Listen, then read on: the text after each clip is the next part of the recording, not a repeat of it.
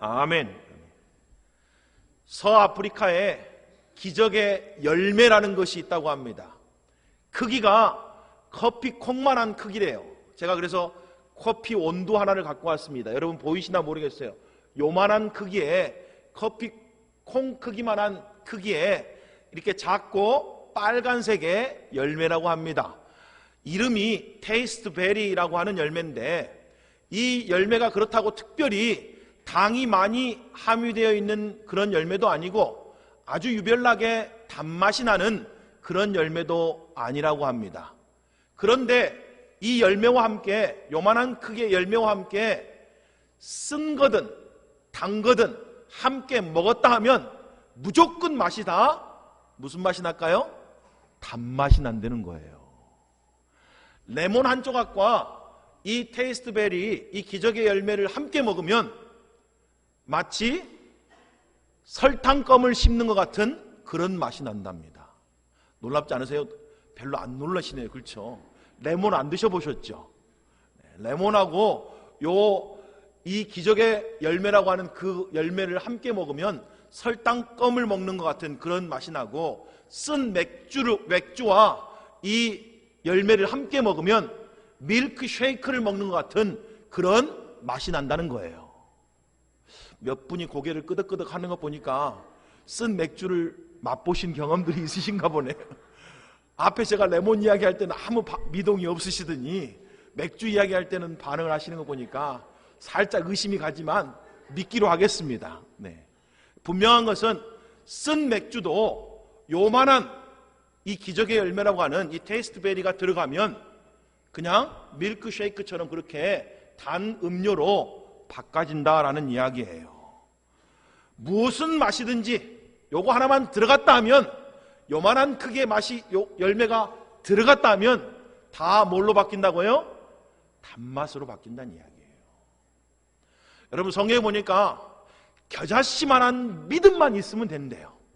많은 믿음도 필요 없습니다. 우리에게 겨자씨가 대체 얼마만큼만 크기만한 그런 크기일까요? 요만할까요? 요보다 더 작을까요? 그렇죠.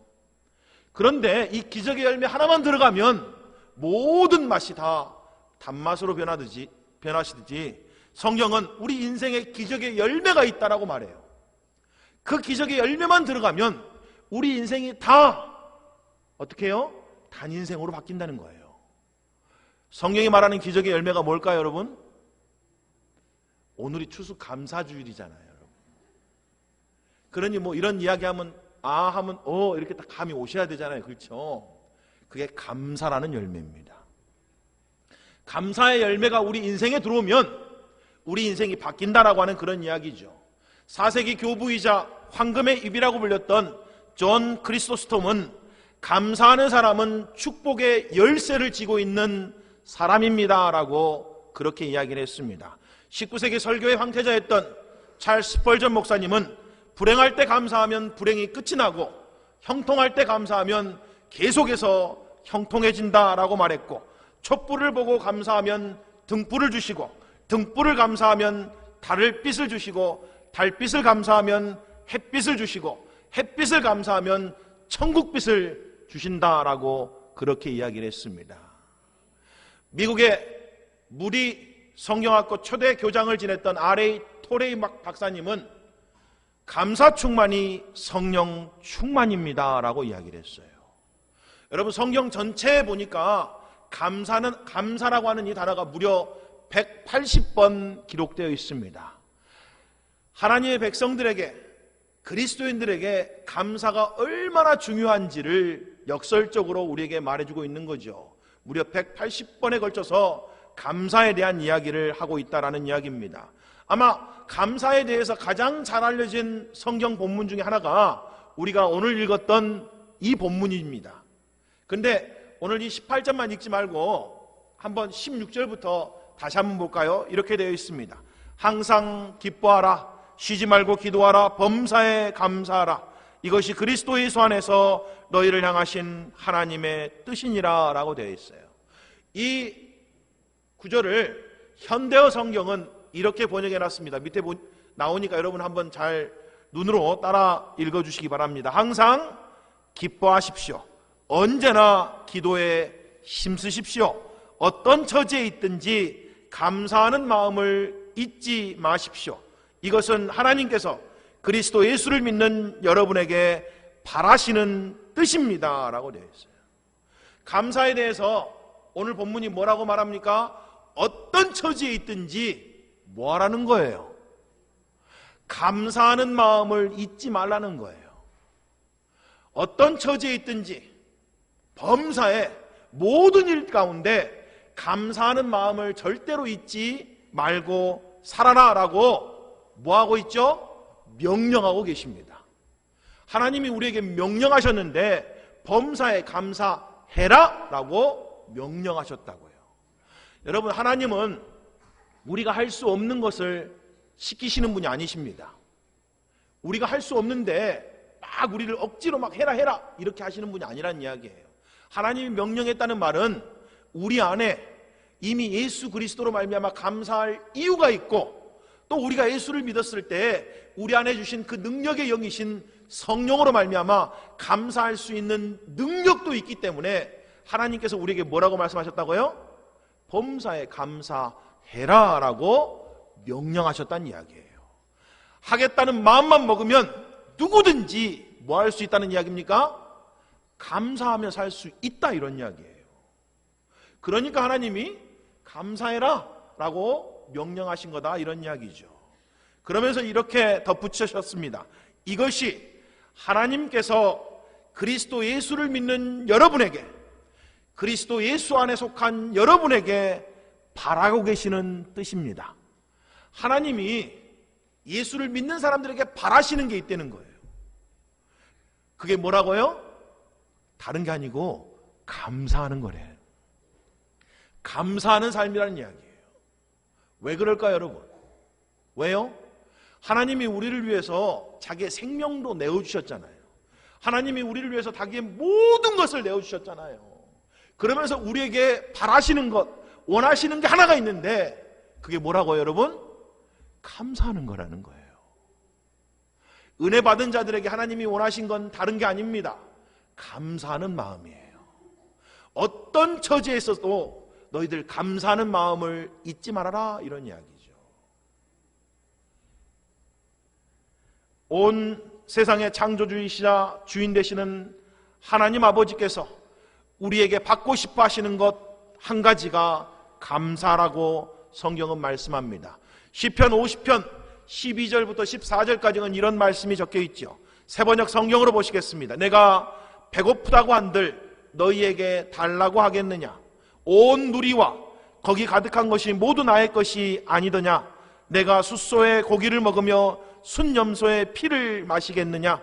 내가 이런 거를 너희들에게 요구하는 게 아니다, 이런 이야기죠. 감사 제사를 하나님께 드리며 너희의 서운한 것을 가장 높으신 분께 갚아라. 내가 원하는 건 다른 게 아니야. 너희가 감사의 제사를 내게 드리는 거다, 이렇게 이야기합니다. 내가 너희에게 숫소를 원하겠느냐, 순염소를 원하겠느냐? 내가 이런 건 너희에게 원하는 게 아니다. 너희에게 감사의 제사가 있기를 원해. 지금 이렇게 이야기를 하고 있는 거지 않습니까? 그러면서 이 50편 제일 마지막 절인 23절은 이렇게 끝맺고 있습니다. 감사로 제사를 드리는 자가 나를 영화롭게 하나니 내가 하나님의 구원을 보이리라 라고 약속하고 있죠. 하나님께 감사의 제사를 드리는 사람이 하나님을 영화롭게 하는 사람이라는 거예요. 하나님을 높여드리는 사람이라는 거예요. 하나님을 증거하는 사람이라는 이야기입니다. 그런 사람들에게 내가 하나님의 구원을 보여주겠다라고 그렇게 약속하고 있습니다.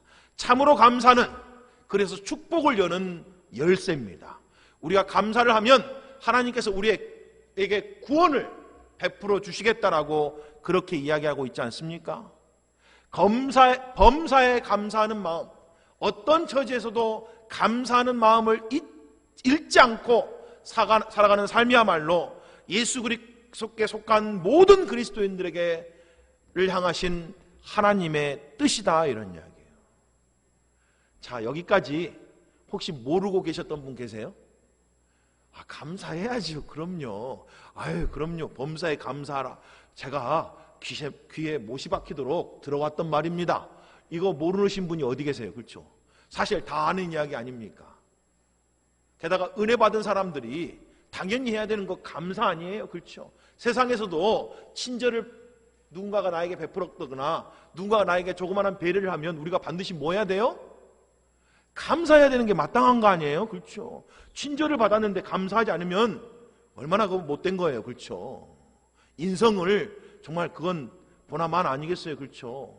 그런데 하나님이 어마어마한 구원의 은혜를 우리에게 베풀어 주셨는데 우리를 구원하시기 위해서 자기의 독생하신 아들을 이 땅에 보내주셨는데 그리고 그분이 우리를 위해서 십자가에서 피 흘려 죽으셨는데 우리가 그 예수를 받고도 감사하지 않는다면 어떤 사람이겠어요 대체? 은혜를 안다고 말할 수 있겠습니까?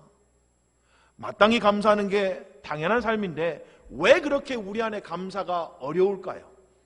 감사해야 되는 거 아는데도 왜 그렇게 감사가 어렵냐고요, 여러분. 한번 볼까요? 대체 왜 그렇게 어려운지. 특별히 사실은 우리 안에 있는 죄 때문이라고 성경이 그렇게 이야기합니다. 죄성이라고 말하는 거죠. 그런데 그 죄성 중에서도 우리를 가장 감사치 못하게 하는 것 중에 한 가지가 누군가와 늘 우리의 삶을 비교하는 비교의식입니다. 끊임없이 비교하고자 하는 마음이 감사를 가로막는다 이런 이야기예요. 창세기 4장에 가보면 아담과 하와의 두 아들에 대한 이야기가 나옵니다. 여러분이 알고 있는 것처럼 가인과 아벨에 대한 이야기가 기록되어 있죠. 어느 날 이 두 아들이 하나님 앞에 제사를 드렸어요. 그런데 하나님이 아벨의 제사는 받으셨는데 가인의 제사는 받지 않으셨습니다. 그러자 가인이 마음 가운데 화가 나기 시작했어요. 불평하기 시작했습니다. 원망하기 시작했습니다. 그런데 하나님 앞에 대놓고 할 수가 없으니까 누구한테 불평하기 시작해요? 동생 아벨에게 불평합니다. 동생 아벨을 원망하기 시작해요. 불같이 분노하기 시작합니다. 그래서 그 마음 가운데 동생을 죽이고자 하는 마음이 들어왔습니다. 어쩌면 이렇게 생각했는지 모르죠. 내 동생 이 아벨을 죽여서 없애면 하나님이 나를 받아주실지 몰라. 하나님이 나를 더 축복할지 몰라. 하나님이 나를 더 귀하게 여겨주실지 몰라. 아마 이런 마음이 들었는지 모르겠습니다.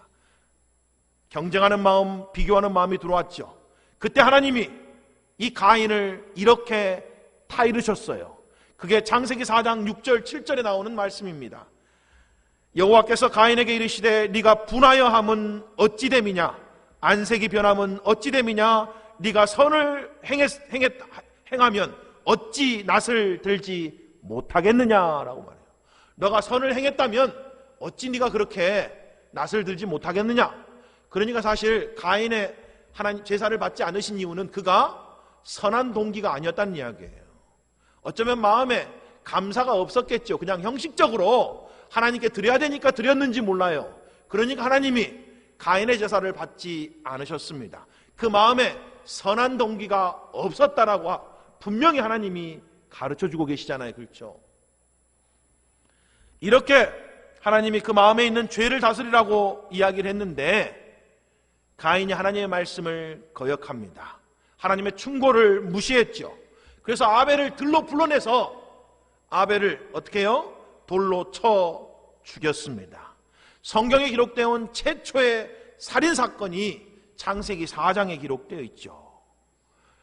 비교의식 때문에 분노를 참지 못하고 결국 동생 아벨을 죽였다 이런 이야기예요. 민수기 11장에 보니까 애굽에 있던 이스라엘 백성들이 하나님의 놀라우신 은혜로 구원을 받고 이제 광야 생활을 시작하고 있었습니다. 여러분 그들이 애굽에 살 때 바로 왕으로부터 이집트인들로부터 어마어마한 박해와 핍박을 받았어요. 바로 왕이 뭐라고 말했냐면 야 이스라엘 백성들에게 난 아이들마다 특별히 남자아이들은 다 죽여라. 얼마나 끔찍해요. 그렇죠? 남자아이로 태어난 애들은 다 죽여버렸어요. 왜냐하면 이스라엘 백성들이 너무 많으니까 이집트 사람들이 겁을 먹고 얘네들이 반란을 일으키면 어쩌나 이런 마음 때문에 남자아이로 태어난 애들은 다 죽여버리고 또 이 이집트 사람들이 감히 딴 생각을 못하도록 어마어마하게 노역을 시켜가지고, 그래서 이 이집트 사람, 아니 이스라엘 사람들은 다 노예였습니다. 하루 종일 일하는데 바빴어요. 그러니까 이 이스라엘 백성들이 너무 많은 핍박과 박해를 당하니까 막 울고 불면서 그때서야 뭐 했어요? 하나님을 찾기 시작했어요. 하나님을 간절히 구했습니다. 하나님, 이 상황에서 우리를 좀 구해 주십시오. 우리를 좀 굽어 살펴 주십시오. 우리에게 구원자를 보내주셔서 우리를 정말 도와주십시오. 간절히 기도했더니 하나님이 기도를 들으시고 모세를 불러주셨어요. 그래서 모세를 통해서 이스라엘 백성들이 구원을 얻게 되었습니다. 해방되었어요. 자유를 얻게 되었어요. 그러면서 하나님이 그들을 광야길로 인도하셨는데, 광야길이라고 해봤자 낮에는 구름기둥으로 밤에는 불기둥으로 인도하셔서 광야인데도 다른 어떤 곳보다 더 안락하고 다른 어떤 곳보다도 살기 좋은 그런 환경을 만들어 주셨다는 이야기예요. 게다가 전에는 죽도록 일했는데 이제는 일 안 해도 됐잖아요. 일 안 하는 즐거움을 여러분 잘 모르시죠? 저도 빨리 느껴보고 싶어요. 저도 잘 모릅니다. 일 안 하는 즐거움. 근데 일 안 하는데 먹을 게 없으면 큰일이잖아요. 근데 세상에 일을 안 하는데도 아침마다 하나님이 만나라고 하는 천국의 음식을 내려주셨어요. 얼마나 맛있었으면 만나겠어요. 얼마나 맛있었으면. 그런 음식을 내려주셨다고 어마어마하게 축복해 주셨어요. 근데 민수기 11장에 가서 놀라운 일이 일어납니다. 이들이 불평하기 시작하고 원망하기 시작해요. 왜요? 뭐 때문에 그래요? 고기 못 먹는다는 거예요.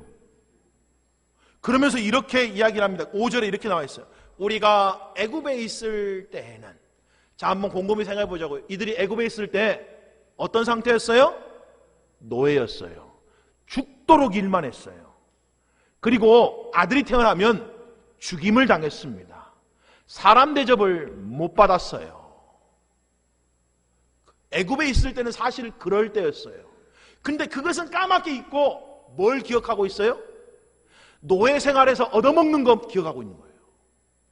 노예 생활에서 얻어먹는 것, 값없이 생선과 오이와 참외와 부추와 파와 뭘 줘요? 마늘을 먹는 것이 생각난다. 이게 다 무슨 음식이냐면 정력제래요. 왜 이렇게 값없이, 그것도 값없이 먹었어요. 왜 이렇게 값없이 주인들이 노예인 이스라엘 백성들에게 이런 음식을 줬을까요? 건강해서 일하라고요. 네 몸에 좋으라고 준 게 아니고 네가 몸에 건강해서 죽도록 일해라? 이것 때문에 준 거 아니에요. 그렇죠?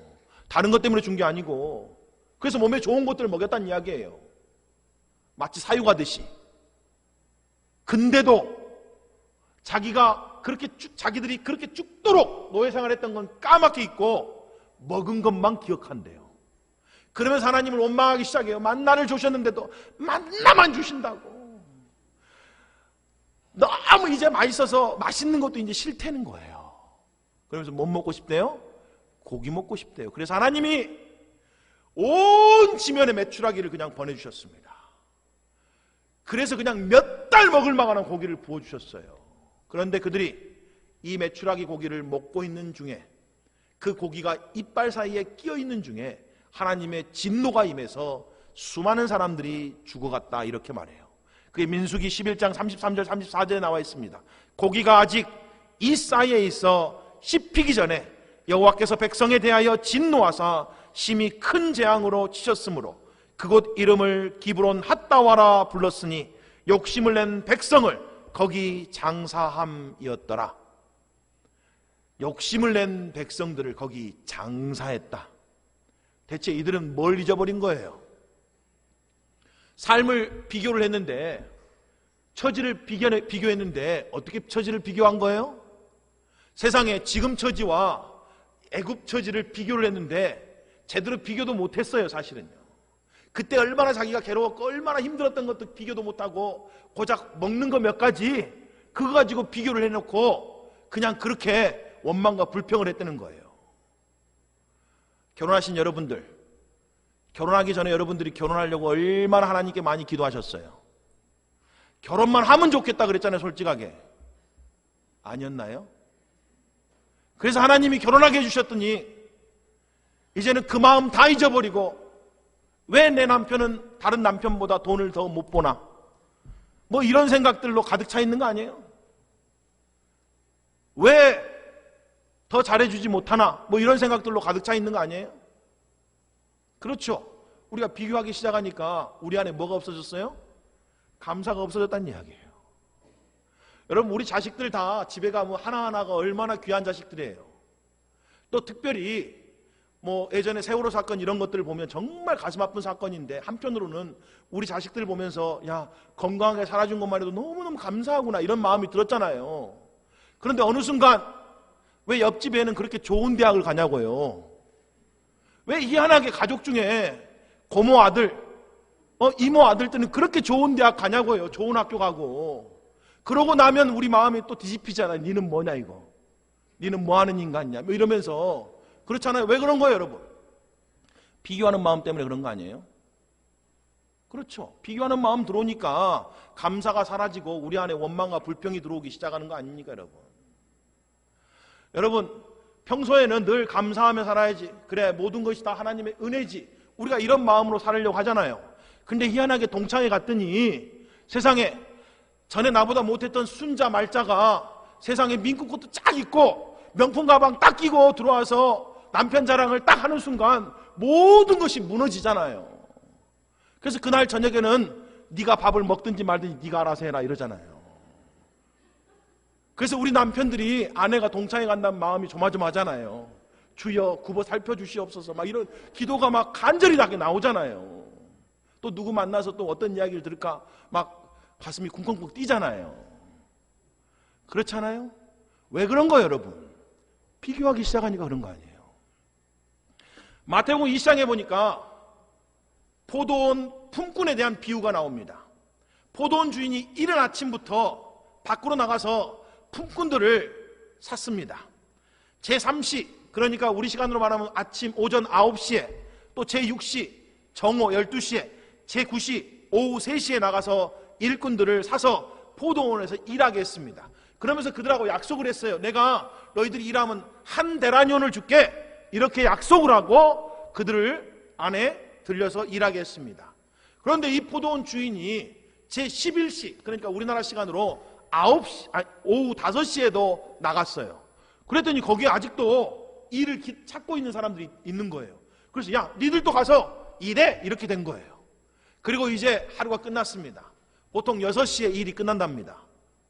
그리고는 포도원 주인이 제일 마지막에 일한 사람부터, 그러니까 5시에 들어와서 1시간 일한 사람부터 품삯을 주는데 그 사람에게 한 데나니온을 주는 거예요. 그러니 오전 9시에 왔던 사람이 일찍 와서 일하는 사람이 마음으로 뭐라고 생각했어요? 이야! 나는 더 주겠구나 이렇게 생각해요. 아니 세상에 1시간밖에 일하는 사람이 한 데나니온을 주면 나는 더 주겠구나 이렇게 생각했는데 주인이 모두에게 공평하게 다 한 데나니온만 주는 거예요. 그랬더니 오래 일했던 사람이 마음이 그냥 원망과 불평이 부글부글 끓기 시작했습니다. 이들이 이렇게 이야기합니다. 마태복음 20장 12절에 이렇게 나옵니다. 나중은 이 사람들은 1시간밖에 일하지 아니하였거늘 그들을 종일 수고하고 더위를 견딘 우리와 같게 하였나이다. 비교의식이 생긴 거죠. 게다가 공로의식이 생겼어요. 내가 더 수고했는데, 내가 더 일 많이 했는데 하나님 어떻게 나한테 이렇게밖에 안 해주시는 거예요? 이렇게 지금 원망하고 불평하는 거잖아요. 그때 주인이 이렇게 대답합니다. 친구여, 내가 네게 잘못한 것이 없노라. 너가 나와 한 데나니온의 약속을 하지 아니하였느냐? 네 것이나 가지고 가라. 나중은 이 사람에게 너와 같이 주는 것이 내 뜻이니라. 무슨 이야기예요? 야, 내가 적게 일한 사람에게 은혜를 베푼 거 가지고 네가 나를 원망하느냐? 내가 너와는 한 데나니온 약속해 줬잖아. 그리고 나는 약속한 대로 너에게 준 거 아니냐? 이렇게 이야기하는 거예요. 그런데 우리 안에 뭐가 들어와요? 비교의식이요. 우리가 구한 대로, 우리가 원했던 대로 때때로 하나님이 주신 거잖아요. 근데도 눈을 딴 길로 돌리다 보니까 우리 안에 뭐가 들어와요? 비교의식이 들어온다고요. 하나님 그때는 그것만 있어도 감사하겠다고 생각했는데, 그때는 그것만 하나님 허락하시면 감사하겠다고 생각했는데 우리가 이 애굽 땅에서 벗어나서 자유를 얻기만 하면 감사하겠습니다. 우리가 이 고통 가운데, 이 핍박 가운데 해방되기만 해도 얼마나 감사한지 모르겠습니다. 이래놓고 슬금슬금 비교의식이 들어오고 원망과 불평이 들어오기 시작한다는 얘기예요. 내가 죄로부터 구원받은 것만 해도, 내가 죄사함 받고 하나님의 백성이 된 것만 해도, 내가 천국 소망 가운데 사는 것만 해도 얼마나 감사하다고 우리가 감사했어요. 그렇죠? 그런데 삶을 살다 보니까 이런 일 저런 일 만나다 보니까 이런 거 저런 거 비교하다 보니 우리 마음에 어느 순간 원망과 불평이 들어오기 시작하고, 왜 하나님 내게 이거밖에 안 해주냐고 어느 순간 우리 안에 불평이 자리 잡고 있는 것 아니냐, 이런 이야기예요. 이런 부정적인 생각, 이런 부정적인 마음을 사실 돌이켜야 됩니다. 근데 놀라운 건 뭔지 아세요? 우리의 뇌가 한 번 길들여지면 고치기가 굉장히 어렵대요. 그래서 우리의 뇌가요, 나는 의지적으로 그렇게 안 하려고 해도 한 번 길들여진 대로 자연스럽게 나도 모르게 간대요. 여러분이 어렸을 때부터 원망하고 불평하고 또 우울한 생각, 나쁜 생각을 많이 하는 사람들은요, 아무리 애써도 그냥 가만히 있으면 다 그냥 그쪽으로 자연스럽게 이렇게 가는 게 우리의 뇌라는 거예요. 그래서 싫다 이런 말 많이 하는 사람은 모든 게 다 싫어져요. 나중에는 비 오는 날도 싫어, 오늘 또 비 오니까 우중충한 게 다 싫어, 이러면 나중에는 햇살 좋은 날도 다 싫어져요. 우리 뇌가 한번 습관이 들기 시작하면, 한번 길들여지기 시작하면 계속해서 나쁜 쪽으로 하향 곡선을 그리면서 나간다고 그래요. 세계적인 신경과학자인 앨릭스 코브라고 하는 사람이 책을 한 권 썼습니다. 우울할 땐 뇌과학이라고 하는 책인데, 그 책에 보면 어떻게 하면 이렇게 우울하고 부정적인 생각과 이 태도를 우리가 바꿀 수 있을까? 라고 질문하면서 그가 이렇게 이야기를 합니다. 고마운 마음을 표현하면 세로토닌이 생성되어 이것이 다시 기분을 좋게 하고 나쁜 습관을 떨치게 도와주어 고마워할 일이 더 많아지게 만든다. 어떤 작은 변화라도 내가 상승 나선의 시동을 거는데 필요한 바로 그 힘이 될 수 있다. 뭐라고 말하는 거예요? 여러분, 우리도 모르게 부정적이고 원망하고 불평하는 그런 습관 가운데 살고 있습니다. 그러니 하나님 앞에서 우리가 범사에 감사하는 걸 알고 있음에도 불구하고 잘 감사가 안 되는 거예요. 그리고 항상 비교의식, 공로의식, 또 부정적인 생각, 우울한 생각으로 꽉 차 있죠. 왜요? 우리가 예수님 믿기 전에 그렇게 살았거든요, 세상에서. 그리고 지금도 늘 세상에서 그런 것만 보고 살고 있거든요. 그래서 나도 모르게 우리의 뇌가 그렇게 학습되어 있다는 거예요. 습관이 길들여져 있다는 거예요. 그래서 늘 그냥 하향 곡선을 그립니다. 그래서 어떤 환경을 만나고 어떤 상황을 만나면 좋은 마음이 들기보다는, 감사하기만 하는 마음이 들기보다는 일단은 부정적이고 일단은 비관적이고 일단은 우울한 마음이 먼저 든다는 거예요. 그런데 이 마음을 바꾸려고 하면 뭐하라고 말해요? 과학자가 감사를 표현하래요. 감사를 표현하면 기분이 좋아지면서 나쁜 습관이 줄어들고 더 고마울 일이 더 많아지면서 계속해서 어떻게 해요?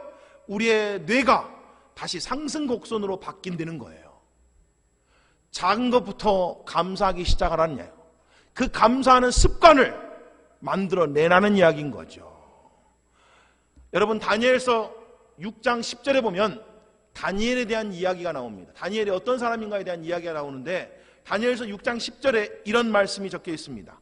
다니엘이 이 조서의 왕의 도장이 찍힌 것을 알고도, 이 조서는 이제는 누구든지 하나님께 기도하는 자는, 나 느부갓네살 왕 말고는 누구든지 다른 신에게 기도하는 자는 사자밥이 될 것을 공고한 거예요.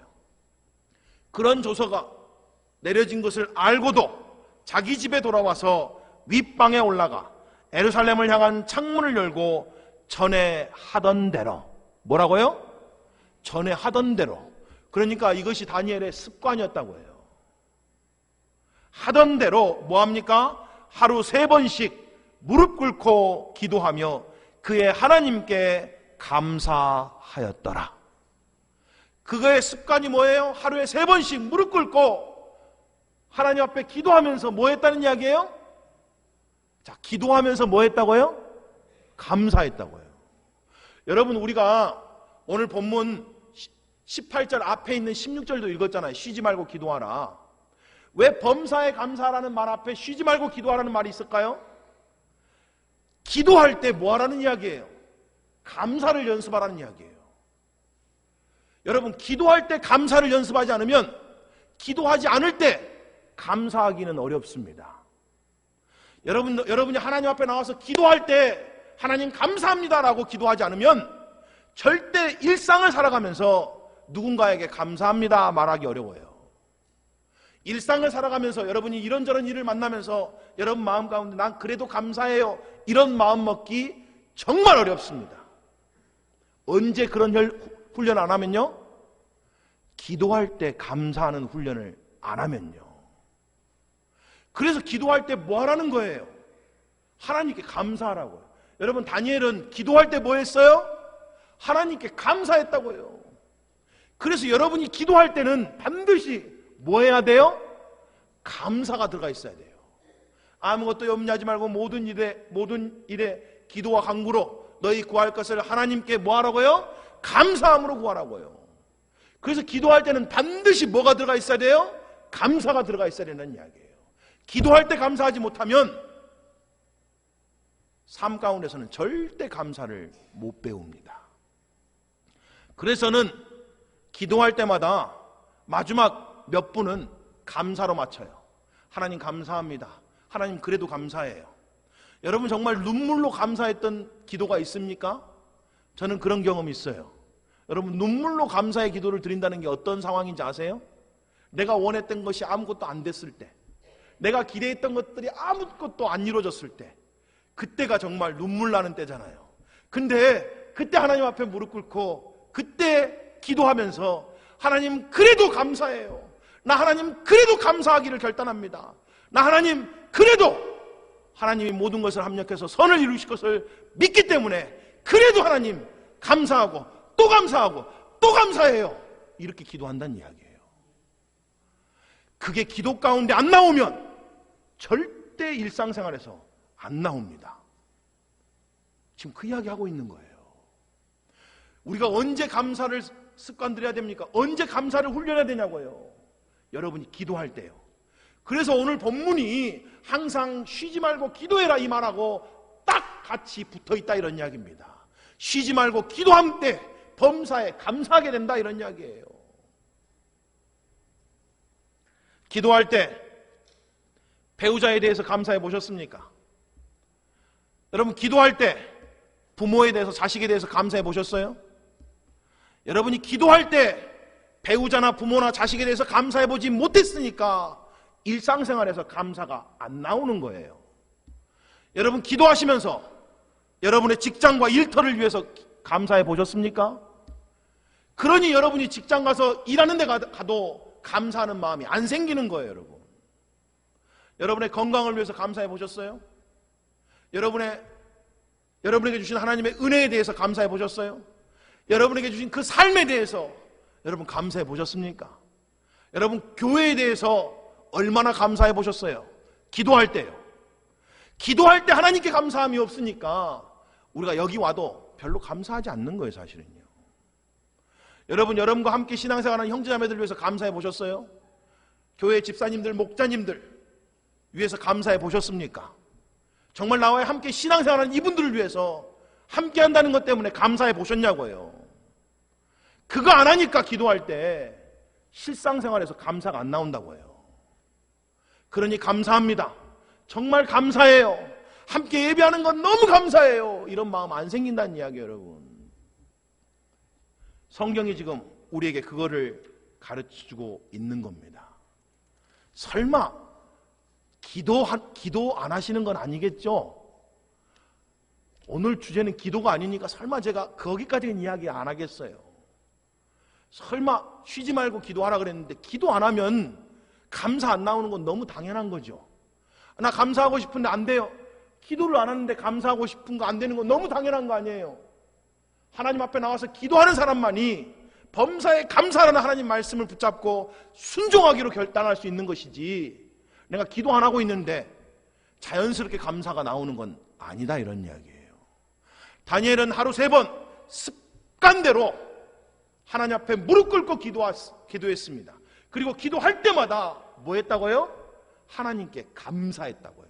근데 이 다니엘서 6장에는 이 상황은 지금 다니엘이 감사할 수 있는 처지입니까? 아니요. 만약에 이렇게 지금 기도하는 게 들키면 그는 죽임을 당해야 돼요. 근데도 뭐 했다는 이야기예요? 감사했다고요. 그게 능력입니다, 여러분. 다른 게 우리 인생의 능력이 아닌 거예요. 이게 능력인 거예요. 여러분, 세상 사람들이 그리스도인들에게 능력을 보고 싶어 해요. 특별한 걸 보고 싶어 해요. 야, 너가 하나님을 믿는다며 우리에게 좀 특별한 거 보여줘. 그런데 세상 사람들이 그거 보고 싶은 게 뭔지 아세요? 돈 많이 버는 거요? 아니요. 그들도 많이 벌어요. 건강한 거? 아니요. 그 사람들이 훨씬 더 운동 많이 해서 정말 몸 좋아요. 다른 거 보고 싶은 거 아닙니다. 어려움 중에도 감사하는 능력을 보고 싶은 거예요. 야, 너는 어떻게 이런 상황에서도 감사할 수 있니? 야, 너는 어떻게 이런 처지에도 감사할 수 있어? 이걸 보고 싶은 거예요. 그게 세상을 놀랍게 하는 하나님의 능력인 겁니다. 여러분이 다 알고 계신 것처럼 감옥하고 수도원 생활이 거의 비슷합니다. 거친 음식, 험한 잠자리, 또 갇혀있는 환경 다 똑같대요. 거의 비슷하대요. 그런데 감옥과 수도원의 차이가 뭘까요? 감옥에 있는 사람들은 하루 종일 뭐예요? 불평해요. 뭐라고 불평한지 아세요? 아, 나는 여기 올 사람이 아닌데 이래요. 자기가 죄 짓고 들어왔는데도 자기는 여기 올 사람이 아니래요. 그리고 더 나가서 뭐라고 하는지 아세요? 나보다 더 나쁜 놈들이 더 얼마나 많은데 걔네들은 재수가 좋아서 운이 좋아서 안 잡히고 나는 지지리도 운이 없어서 잡혀서 여기 들어와 있다는 거예요. 그러면서 늘 원망과 불평만 해요. 그게 감옥 생활입니다. 근데 수도원은요, 똑같이 거친 밥을 먹고 또 불편한 잠자리 가운데 사는데, 수도원에 있는 사람들은 어떤 사람들이에요? 아침에 일어나자마자 하나님께 감사하는 사람입니다. 늘 감사했다가 잠들 그 순간에도 하나님께 감사하며 사는 사람들이래요. 똑같은 환경이 불평과 감사로 갈린다, 이런 이야기예요. 여러분, 행복한 가정과 불행한 가정은 어떤 차이가 있는지 아세요? 돈이 많고 적고요? 천만에요. 그런 걸로 행복한 가정, 불행한 가정 되는 것이 아닙니다, 여러분. 행복한 가정은 서로서로에 대해서 감사가 넘치는 가정입니다. 그럼 불행한 가정은 어떤 가정이겠어요? 아무리 멋진 집이 있고 아무리 풍성함이 있어도 서로서로 원망과 불평하면 그게 지옥과 같이 불행한 가정인 거예요. 다른 게 아니죠, 여러분. 그렇지 않아요?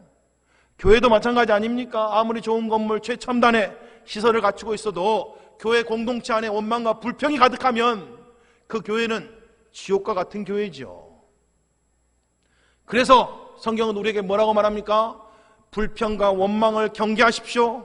그리고 모든 처지에서 감사하는 마음을 잊지 마십시오라고 말합니다.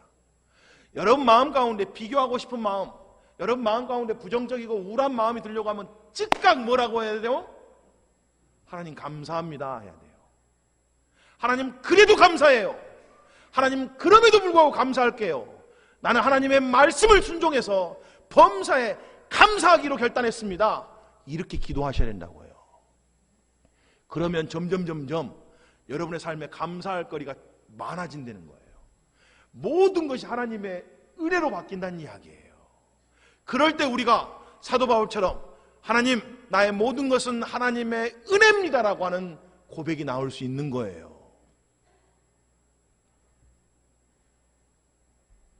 또 한 가지 기억해야 될 게 뭐죠? 이런 비교식뿐만 아니라 우리가 날마다 하나님이 우리에게 주신 그 축복을 기억할 줄 알아야 돼요. 우리에게 진짜 문제가 뭔지 아십니까? 하나님이 주신 것들을 깜빡깜빡 잊어버린다는 게 문제인 거예요. 그래서 이거를 어떤 사람들이 영적인 치매라고 말합니다. 혹시 영적인 치매가 오신 분이 계신지 모르겠어요. 여러분에게 주신 모든 것들이 다 하나님의 은혜인 것을 잃어버리고 살면 그게 영적인 침해래요. 여러분, 로마서 3장 24절과 27절에 이런 말씀이 있습니다.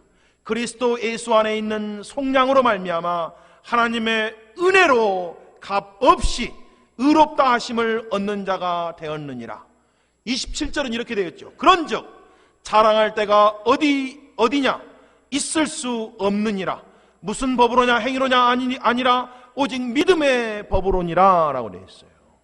여러분, 우리가 구원받은 것, 의롭다함을 받은 건 다 하나님의 은혜로 된 거라는 거예요.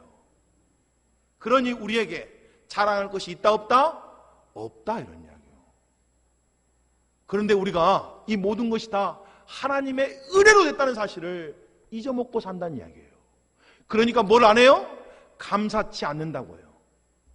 고린도전서 4장 7절에 이런 말씀이 있죠. 누가 너를 남달리 구별하였느냐?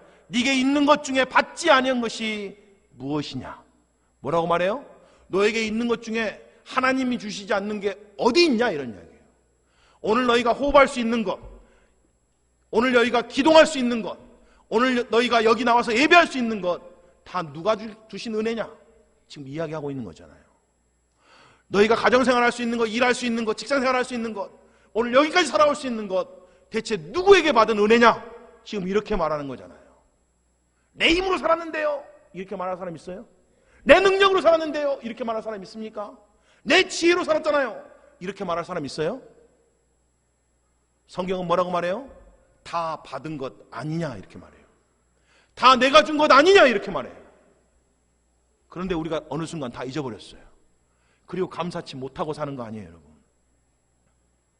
어떻게 살아야 됩니까, 여러분? 어떻게 살아야 되냐? 얼마 전에 교회로 전화 한 통이 왔습니다. 제가 받은 게 아니고 우리 교육자님이 전화를 받고 저에게 나중에 이야기를 해주신 거예요. 한 모치님이 전화를 하셨는데 이렇게 이야기하셨대요. 목사님, 추수감사주일인데 하나님께 감사하고 싶어요. 받은 은혜에 좀 감사하고 싶습니다. 제가 수개월 동안 폐지를 주어서 모은 돈이 있는데 하나님께 드리고 싶은데 어떻게 하면 좋겠습니까? 이렇게 이야기를 하셨대요. 그리고 그분이 폐지로 주운 돈 20만 원을 감사헌금으로, 추수감사헌금으로 하나님께 드렸습니다. 너무 감동적이지 않아요? 그런데 제가 곰곰이 생각해 보니까 이런 마음이 들더라고요. 이미 그분은 그것을 마음 먹을 때부터 하나님의 은혜가 넘쳤을 것 같은 거예요. 그래서 제가 토요일 날 만나게 됐는데 제가 물어봤어요. 모치님, 제가 그 이야기를 전해 들었는데 어떻게 그렇게 하셨어요? 그랬더니 이 모치님이 이렇게 이야기합니다. 목사님, 새끼 먹을 수 있고 건강하면 감사해야 되는 거 아니에요? 그렇잖아요, 여러분? 제가요, 너무 감동이 되는 거예요. 그러면서 저를 돌아봤어요. 부끄럽더라고요. 나는 새끼 밥 먹고 건강하면 하나님 앞에 감사할 수 있는 거 아니야? 이런 마음이 드는 거예요. 그러면서 오늘 본문이 떠올랐습니다. 야, 하루 3번씩 이 기적의 열매, 감사의 열매를 먹어야 되는 거구나. 내가 날마다 감사의 열매를 먹어야 되는 거구나. 그래서 다시 감사의 열매를 먹기를 결단했습니다. 여러분도 저와 함께 이 감사의 열매 복용하시기를 결단했으면 좋겠어요. 하루 3번씩 아침, 점심, 저녁으로 빼놓지 말고 감사의 열매를 한번 드셔보십시오. 그러면 우리 인생의 기적이 일어날 겁니다. 여러분, 고난 중에 감사할 때 하나님이 놀라운 일을 이루실 거예요. 아니, 다른 모든 것을 떠나서 오직 우리의 구원자 되시고 우리의 주님 되신 예수님 때문에 그분이 여기까지 우리를 인도해 주시고 지금도 우리를 눈동자같이 보호하시고 지켜주시고 우리의 갈 길을 보여주시는 그 주님이 계시기에 그분 때문에 우리가 감사할 수 있는 거 아니겠어요, 여러분? 범사에 감사하는 님 안에 전적으로 순종하겠다고 하는 결단이 저와 여러분에게 있었으면 좋겠습니다. 환경 보지 말고 조건 따져가면서 감사하지 말고 하나님, 오늘 이 말씀이 하나님의 말씀이니까 나 정말 하나님 말씀대로 범사에 감사하는 삶 한번 살아보겠습니다. 이렇게 한번 결단하고 나가는 저와 여러분 되시기를 주님의 이름으로 축복합니다. 아멘. 우리 다 같이 일어나셔서 함께 찬송하시겠습니다.